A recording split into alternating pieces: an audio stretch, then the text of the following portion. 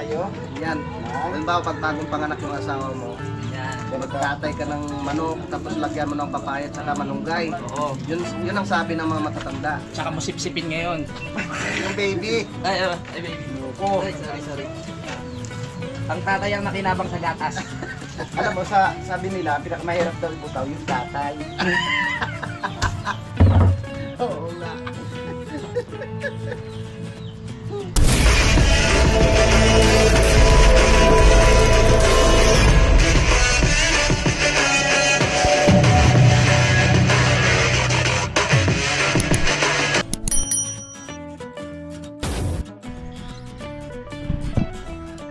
Magandang umaga po sa inyong lahat mga kadede at welcome na naman kayo sa aking panibagong vlog.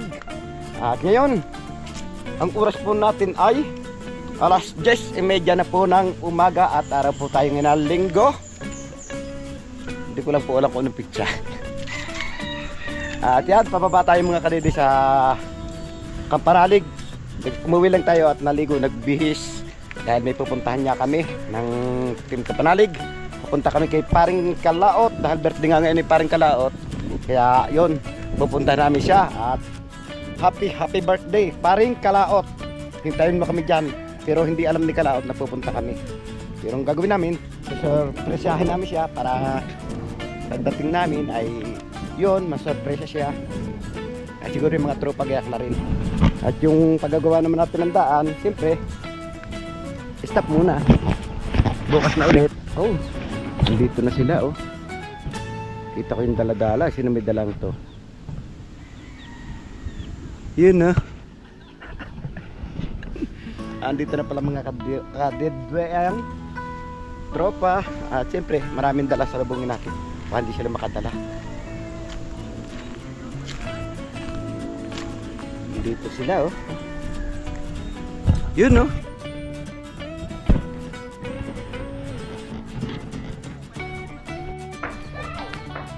Alright mga kadede, ngayon naman natin ng gamit kay Tatay Cesar. At siyempre natin ating kumari na pagala-gala. Aba, ay may katulong ay. Aray, siyang aray, tulong mo. Wow, sipag, oh. Ha?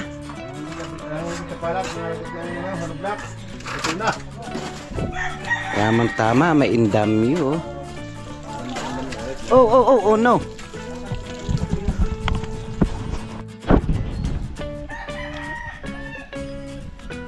Alright mga kadede, at yun, pangalawang balik na natin dito sa Kampanalig. Dahil bago nga yung schedule ng punta, ang alam ko kanina after lunch, pero ngayon naging alas 3 daw yung punta namin sa kay Paring Kalaot. Kaya ngayon, pumunta na ako dito. Ang oras po natin ngayon alas 2 na po ng hapon. Mamaya nga alas 3 yung punta, kailangan alas 2 pa lang, kumilos na tayo para tayo naman na maghintay sa kanila. Yun, nakikipagpulitan muna tayo dito sa baba bago tayo pumunta ng Talisay.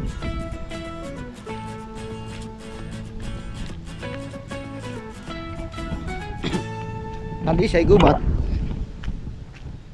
Yung Talisay po kung tawagin dito, kahoy.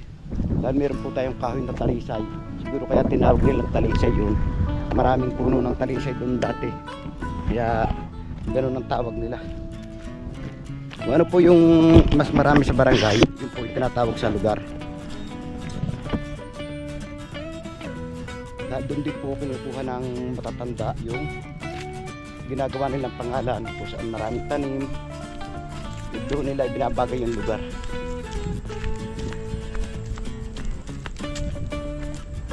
Unang Tamayo, hindi ko alam kung bakit ginawag ng Tamayo. Pero yung Matipok, kasaysayan noon, kaya Matipok, maraming tao ang natitipok dati sa hirap ng daan. Pero yung Tamayo, hindi ko magets ang ibig sabihin ng Tamayo, eh. So ayan, dito na tayo mga kadwedwe. Dami pang kapag sa bako, kasi wala naman tayong kukumpayan. Dati si Sir Chris Lord ay nagpapabili ng kambing. Kaya yung sana yung pangkumpay. Sana nakukumpay natin yan. Kaso hindi pa natutuloy hanggang ngayon yung tubig namin ng kambing. Siguro sa mga ibang araw pa yun. Abangan nyo po mga kabili.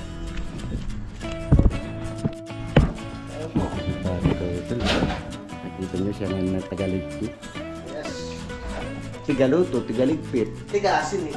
Ganun pala pagtigasin. Tapos tayo dito sa taas ng bebe. Tingnan natin kung sino tao dito. Tingnan natin si Kapeps. Ating babalo sa basin. Pasok, tulog si Kapeps. Yun. Yun. Dito nga tayo. Mas maliwalas dito eh. Wow. Sarap dito mga kadede.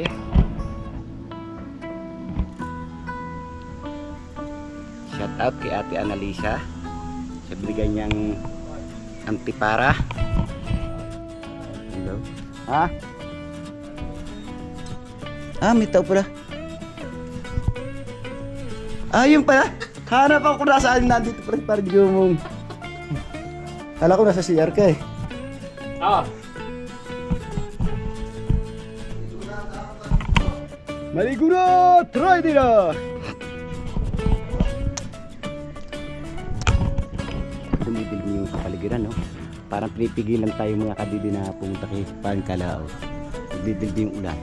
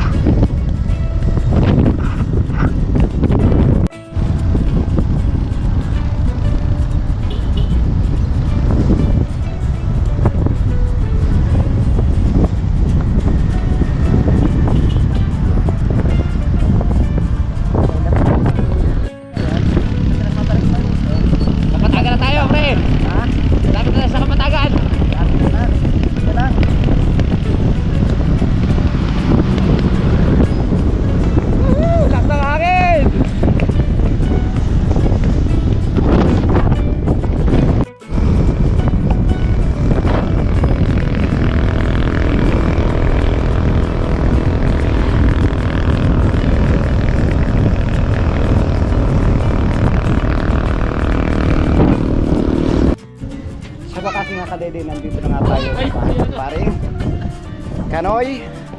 At wala pa nga dito si paring Kanoy. At may dala nga sila dito. May dala silang cake at saka chokes to go. Yun ang pag-birthday natin. Ito ang driver natin. Pag-birthday natin kay paring Kanoy. Para kakawan may paring patampatay. Tayo nga talaga. Pakita ko lang yung handaha. Yung binili. So yun ang binili, no? Ito lalagyan ng isda ito bukas. So ito nga yung binili nila.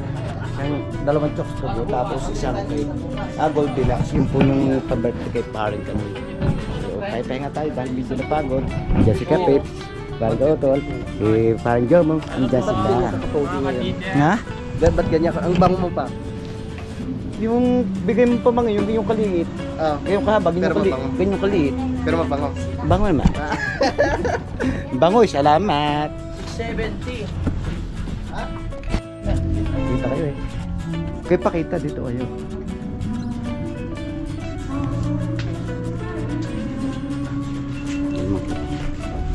Paano ka? Happy birthday. Oo.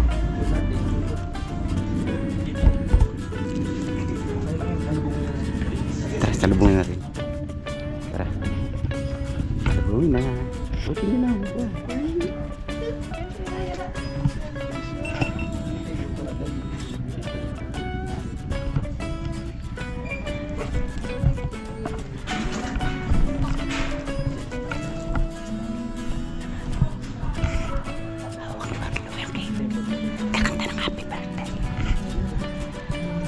Dito. Happy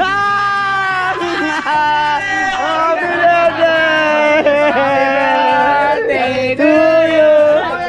Happy birthday to you. Happy birthday, happy birthday, happy birthday to you. Oh. Birthday pare. Happy birthday! Lumagtagalin kami tayo. May sniper tayo dito. Tira tayo din eh. Maraming salamat po. Yes, thank you. Thank you. Kay Ate Jo, tsaka kay Kuhanin ko muna yung aking kuwampre, ang bangos. Sige, pre. Saan ka ba nag-deliver? Sa Libisti at saka ngayon may pangungko niyan, pang Marikina. Ay ano, pang... So, andyan na si paring Kanoy na dede. At yan. Tama. Good. Pakita yung tricycle eh. Oo nga ano. Kaya naman. Ang daming bangus.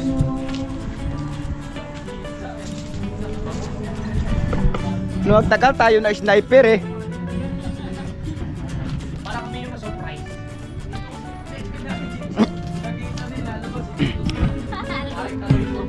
Dunduman. Oo. Pre, batang-bata pa. 47. Ito lang ang sabi ng mga sana eh. Ha? Ang pan-deliver ni paring Kanoy. Bangus. Ano na ako mag-deliver kanina pre ng 30. Tapos ka na?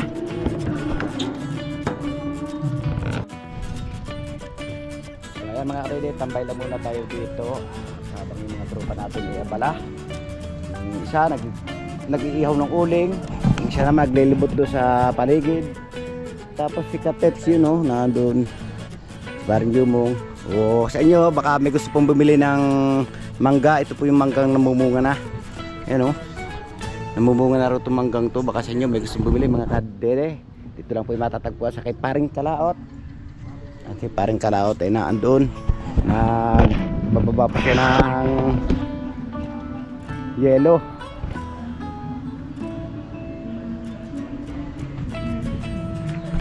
No, busy siya. Bakit may dalang plastic? Ano ng plastic? Naiihawi ni paring Louie oh. Wow, sarap niyan ah. Anong lasa niyan? Lasang bangus. Ang lasang bangus. Ito pre, oh. Habang tayo. yung isa naman busy. Maghihimay tayo. Pag may inihaw, dapat may sinabawan din. Good. May tanglag din yan. Hindi kukuha ko sa amin mamaya ng luya. Yan pre.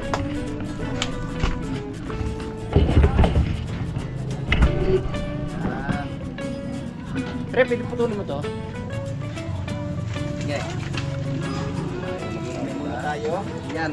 Halimbawa, pag bagong panganak yung asawa mo, Yan. Magtatay ka ng manok, tapos lagyan mo ng papaya at saka malunggay. Oo. Yun ang sabi ng mga matatanda. Tsaka mo sipsipin ngayon. Yung baby. Ay, baby. Oo. Ay, sorry. Ang tatay ang nakinabang sa gatas. Alam mo, sabi nila, pinakamahirap daw ibutaw yung tatay. Oo nga. Yan naman eh. Yung bata, pag inilang isang taon pa lang, binubutaw na yun. Yung ama, hindi pa ibutaw eh. Matanda na, dumidedi pa. Dumidedi pa. Papa, si Ninong, baka kapatid ko. Bakit anak? Nakita ko, dumididi kay mama eh. Opo. Patay. Wala, nakita ko, dumididi kay mama eh. Papa, si Ninong, baka kapatid ko. Diba? Napabili po na naman ako. Yes. Hindi mo magawa. Hindi. Joke lang po. Good boy yun eh. Good boy kaya ako. Ano yan? Tol, lumabas ka. Palabasin naman sa mga espiritu. Walis ka sa tawan ka din. Duko. So ayan, natapos na namin himay na parang kautol. Kaya ngayon, magluluto tayo ng bangus na sinabawan. Napakasarap. Habang ang may birthday, ay busy doon. Happy birthday, paring Kanoy. Happy birthday, Mars! Di ba dapat pag birthday ng asawa, birthday rin ng babae. Mag-asawa sila, sama sa hirap at ginhawa. Totoo. Oo. Dapat birthday rin ng babae. Tama yan. Good. Good. Ray, kapalakas ako para sa mamaya. Kasi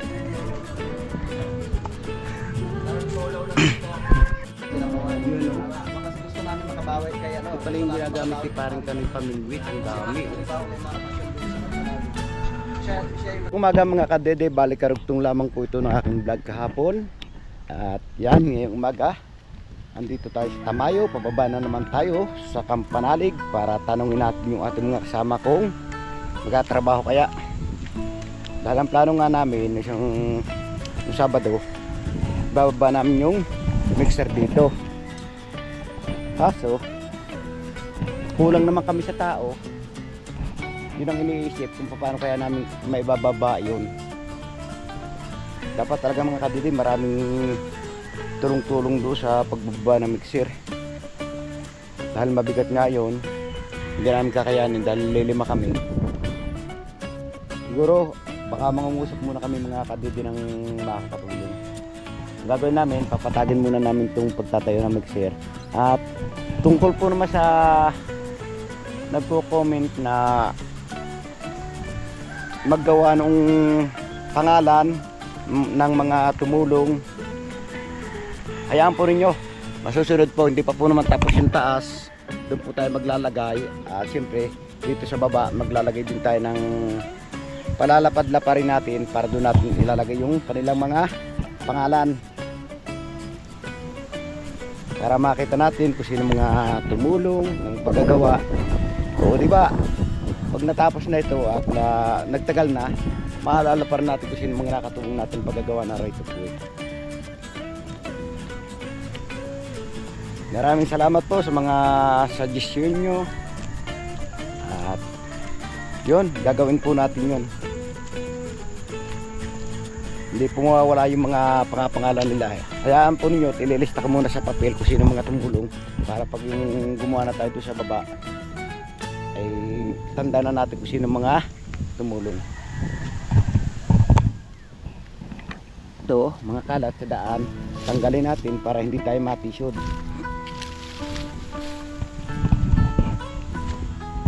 Tapos tumangos na to, kung kayo maganda dito, mga kadidi, suggest kayo kung ano maganda dito para hindi sagkalat na ganito, parang pansipit.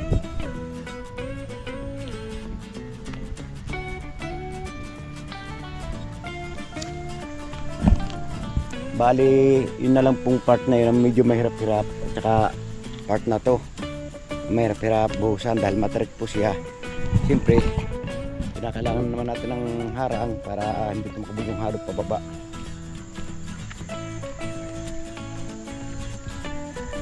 Sa nagsasuggest po naman na dapat inuna yung ilalim, pwede rin po yun. Kaso iniisip lang namin, mahirap po pag kinulang yung semento. Siyempre, yung pang ibabaw ang walang latag, alam niyo naman, medyo mahirap yung taas at matarik yun. Kaya inuna namin yung taas. Dito po na, sa mga part na to, pag kinulong semento natin, pag ito napatag natin, okay na, kaya ng motor.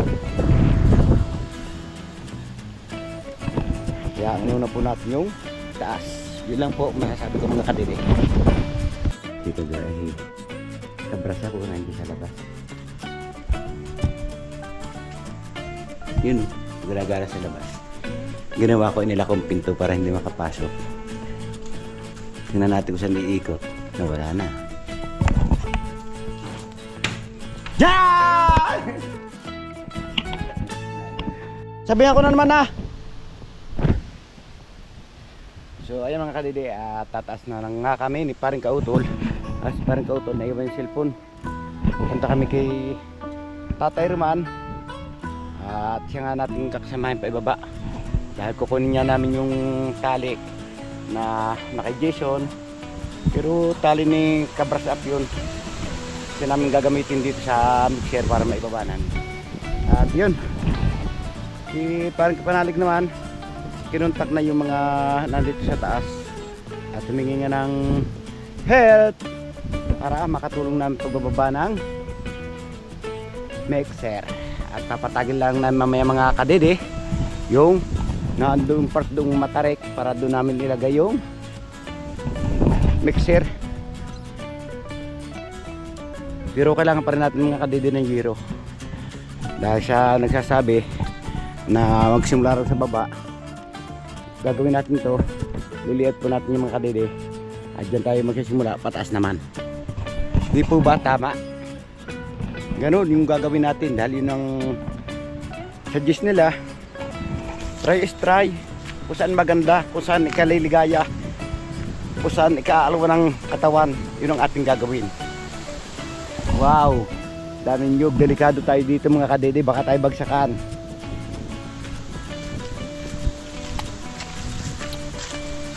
Masakit yung singaw ko ah. Ano po ba ang gamot sa singaw mga kadede? Comment lang po kayo. Sumasakit yung singaw ko eh. Nagkasingaw po ako dito, hindi naman kaya ng vulcanize. Hindi po tarba ng pantagpi. At antayin lang natin si paring Kautol dahil pinukuha nga yung kanya cellphone. Ganda nitong panggatong oh. Yung tuyo. Ito po mga kadede, itong kahoy na ito. Ito po ang pamaligo ng mga nababaynat. Ito pong inililigo. Lalaga lang po ninyo siya. Tapos siyang ipapaligo. Kung tawagin po ito dito sa amin, alagaw. Napakabango po niya. Bango. Tawagin po dito, alagaw. Yan po ang mga ginagamit sa mga nababaynat.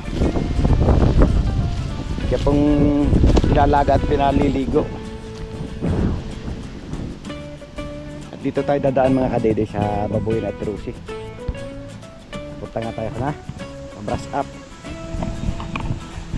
Hintay lang na si paring Kautol. Okay. Lumakas na naman ang hangin dito. Magkakalakas na naman ang hangin para mapagyo na.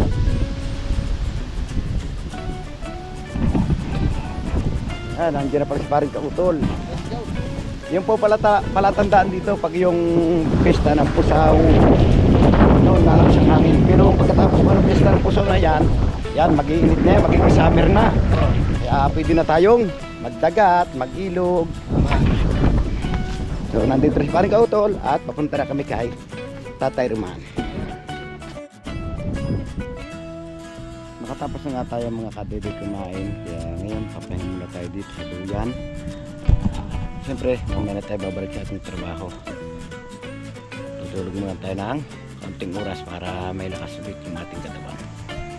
So ayan, at medyo mahaba-haba na rin po mga kadede yung ating video, kaya dito ko muna tinatapos yung ating simpleng vlog ngayong araw. Maraming salamat, nakabot yung lang video. Gustong pasalamatan ang support sa aking YouTube channel, sa ating viewers natin dyan, subscriber, ganoon din po sa ating DFW at lalong gets, hindi po nag-skip na mga ads. Sa silent viewers po natin, ganoon din po sa sponsor ng Team Kapanalig. Sa masulok ng mundo ko na araw, sana lagi po kayo mag-ingat. God bless you po. Bye-bye.